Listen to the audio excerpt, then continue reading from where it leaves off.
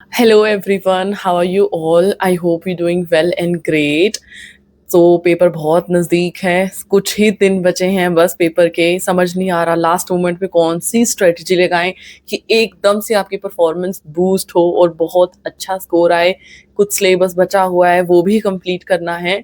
So don't be confused, let's start today's video. सिर्फ 15 दिन बचे हैं, 15 दिन बाद आपका एग्जाम है। तो इन 15 दिनों को बहुत अच्छे से यूटिलाइज करना बहुत जरूरी है आप लोगों के लिए। अगर आपने कोई पहले लापरवाही की है या फिर कुछ मिस्टेक्स कर दी हैं, उनसे कोई दिक्कत नहीं है, बट ये 15 दिन बहुत सीरियस होकर पढ़ाई करो और चीजों पे बहुत ज्यादा फोकस करो। ओके। इन 15 दिनों में रोज एट लीस्ट एक पेपर सॉल्व करो, complete like paper 1 and paper 2।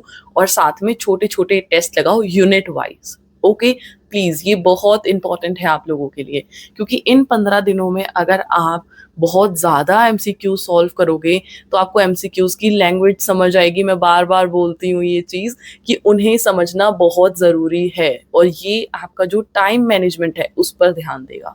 सच में वो आपका बहुत इम्प्रूव हो जाएगा आपके पीवाईक्यू सॉल्व करने से ज्यादा पेपर लगाओ। अगर आप पेपर्स को साथ में नहीं लगा पा रहे हो, लाइक 3 घंटे आपसे नहीं हो पा रहा है, कोई इशू नहीं है, सिंगल सिंगल पेपर लगाओ। एक बार पेपर 1 लगाओ, कुछ देर बाद पेपर 2 सॉल्व करो, और यूनिट टेस्ट लगाओ यूनिट वाइज। चीज़ों को रिवाइज करना बहुत ज़रूरी है। तो टेक्स्ट बुक ऐप जिसके बारे में मैं हमेशा बताती हूँ आपको, उसमें जो यूनिट वाइज जितने भी टेस्ट्स हैं उनको सॉल्व करो। उससे क्या होगा, आपका यूनिट वाइज सिलेबस रिवाइज होना स्टार्ट हो जाएगा। सारे कॉन्सेप्ट्स जो पहले आए हैं एग्जाम्स में वो आपके दोबारा रिवाइज होंगे। तो यूनिट वाइज चीज़ों को ना आप भूलोगे नहीं। समझ रहे हो, ये फायदा है आपका टेस्ट लगाने का कि आप प्रीवियस कॉन्सेप्ट्स को रिवाइज कर सकते हो, और आपका जो थिंकिंग है, ये सोचने का कि क्वेश्चन को समझने की जो आपकी क्षमता है, वो आपकी जो एबिलिटी है वो इम्प्रूव हो जाएगी, वो और अच्छी हो जाएगी। आप बहुत आराम से एमसीक्यूज को समझ पाएंगे और सॉल्व कर पाएंगे। ठीक है। अब जो आपका सिलेबस बचा हुआ है उसे कैसे कवर किया जाए। पूरे दिन आप एमसीक्यू सॉल्व कर रहे हो तो दिन का 1 घंटा या 1.5 घंटा आपका जो सिलेबस बचा हुआ है उसे कवर करने में लगाओ। ठीक है। ऐसा तो नहीं हो सकता कि लाइक कुछ कुछ मतलब कि कुछ टॉपिक्स बचे हुए हैं जो आपको बिल्कुल भी नहीं पता, या फिर कुछ यूनिट्स हैं जो आपको बिल्कुल भी नहीं पता। ऑब्वियसली आपको कुछ ना कुछ हर एक चीज के बारे में पता है, राइट।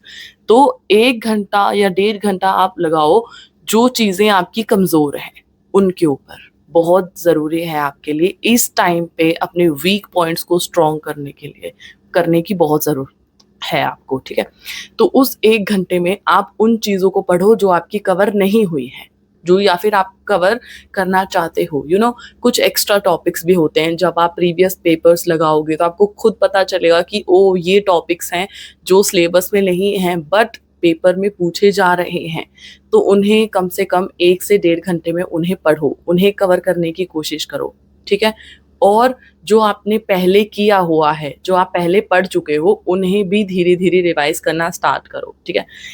आप पेपर के टाइम पे आप अपना सारा टाइम रिवीजन को दोगे। सपोज आपने 2 दिन सोचे हैं कि 2 दिन आप सिर्फ और सिर्फ रिवाइज ही करोगे, तो ऐसे मत करो। पूरे 2 दिन चले जाएंगे, हम उसमें कुछ नया भी पढ़ सकते हैं। समझ रहे हो। तो अभी से ही धीरे धीरे रिवाइज करना स्टार्ट करो डेली। जो आप पढ़ चुके हो, जो आपने शॉर्ट नोट्स बनाए हैं, जो आपने कुछ अलग से डेट्स निकाली हैं, या फिर जो भी इंपॉर्टेंट पॉइंट है जो आपने लिखा है, उन्हें रिवाइज करना स्टार्ट कर दो अभी से ही। इंतजार मत करो कि पेपर से 2 दिन पहले ही सारा रिवाइज करोगे, नहीं, उन्हें रिवाइज करना स्टार्ट करो। उससे क्या होगा कि जो आप पहले पढ़ चुके हो वो आपका और ज्यादा स्ट्रांग हो जाएगा, है ना। बहुत बार आपने खुद भी नोट किया होगा कि हम पेपर में बैठे होते हैं और कुछ चीज ऐसी आ जाती है जो हमने पढ़ी होती है बट हमें ध्यान नहीं आ रही होती कि लाइक एग्जैक्टली वो टॉपिक क्या था या फिर वो डेट्स क्या थी। तो जो हम अभी तक पढ़ चुके हैं उसे रिवाइज करना बहुत बहुत जरूरी है हमारे लिए। ठीक है। तो वो आपको हेल्प करेगा कि जो आप पढ़ चुके हो उसे और ज्यादा स्ट्रॉन्ग कर देगा। प्लस आपको याद रहेंगी वो चीज़ें, आप भूलोगे नहीं कोई भी कॉन्सेप्ट।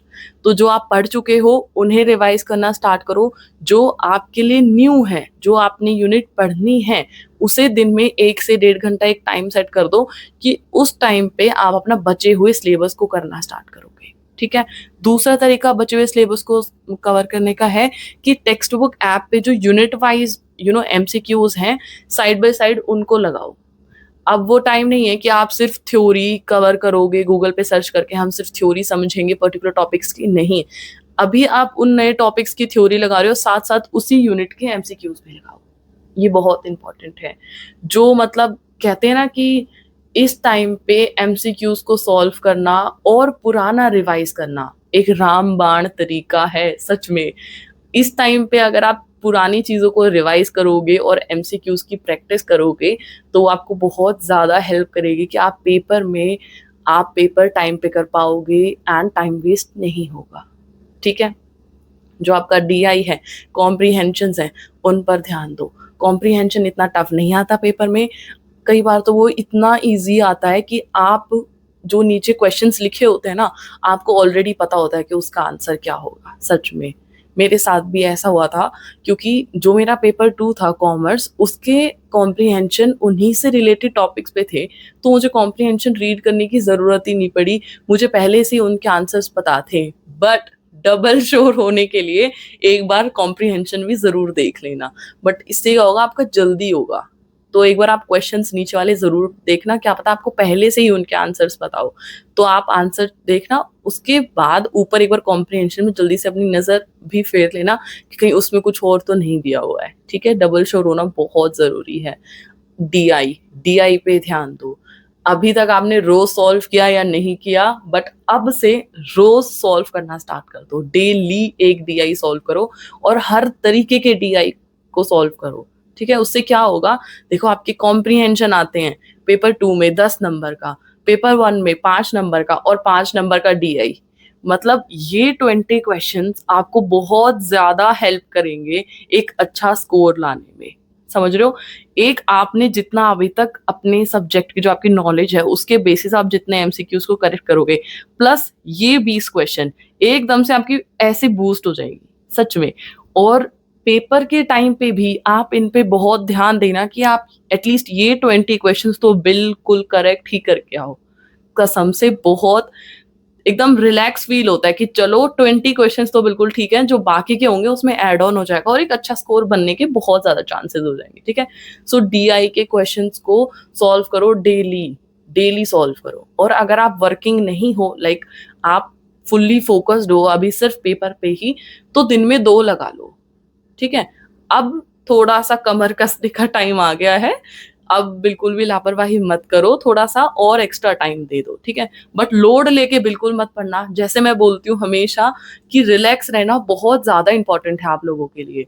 तो लोड नहीं लेना बिल्कुल भी, सिर्फ रिलैक्स होके सोचो, अपने डेज़ को प्लान करो और उस हिसाब से पढ़ाई करो, ठीक है? उसके बाद जो एमसीक्यूज़ आप सॉल्व कर रहे हो, उन एमसीक्यूज़ के नीचे के जो ऑप्शंस हैं, उन टॉपिक्स के बारे में भी पढ़ो। क्योंकि जो यूजीसी नेट है, एनटीए है, वो कभी भी सेम क्वेश्चन रिपीट नहीं करता। ऐसा नहीं है कि कभी नहीं करता, कभी-कभी वो कर भी देता है रिपीट, बट उसके जैसा क्वेश्चन आने के बहुत ज़्यादा चांस होते हैं। समझ रहे हो? कभी-कभी क्या होता है कि ऑप्शंस आप देखोगे खुद भी, अगर आप बहुत ज़्यादा एमसीक्यू सॉल्व करोगे, तो आप पेपर में भी देखोगे कि ये ही सेम चारों ऑप्शन आपने किसी दूसरे क्वेश्चन में भी पढ़े हुए हैं, ओके? बट ऊपर का क्वेश्चन चेंज हो जाता है। तो जो आप एमसीक्यूज़ को सॉल्व कर रहे हो या फिर प्रीवियस पेपर सॉल्व करोगे, उसके नीचे जो ऑप्शंस होंगे, उन ऑप्शंस पे भी ध्यान देना। अगर आप टेक्स्ट बुक ऐप से ही सारी चीज़ें सॉल्व कर रहे हो, तो क्वेश्चन के नीचे ही चारों ऑप्शन को वो एक्सप्लेन करते हैं, उन्हें ज़रूर पढ़ना। सच में, वो आपको बहुत ज़्यादा हेल्प करेंगे, बहुत जल्दी आपकी चीज़ों को कवर करने में, ठीक है? इसको तो मतलब बहुत ध्यान देना है इस चीज़ के ऊपर आपने। और एक मैराथन के बारे में मैं आपको हमेशा कहती हूँ फॉर पेपर 1 जो रजत सर की है, अगर अभी तक आपने उसे मतलब नहीं लगाया, वो नहीं देखे आपने, तो कोई प्रॉब्लम नहीं है, बट अब देख लो। वो 6 घंटे की है, 6 घंटे में आपका पूरा पेपर 1 हो जाता है।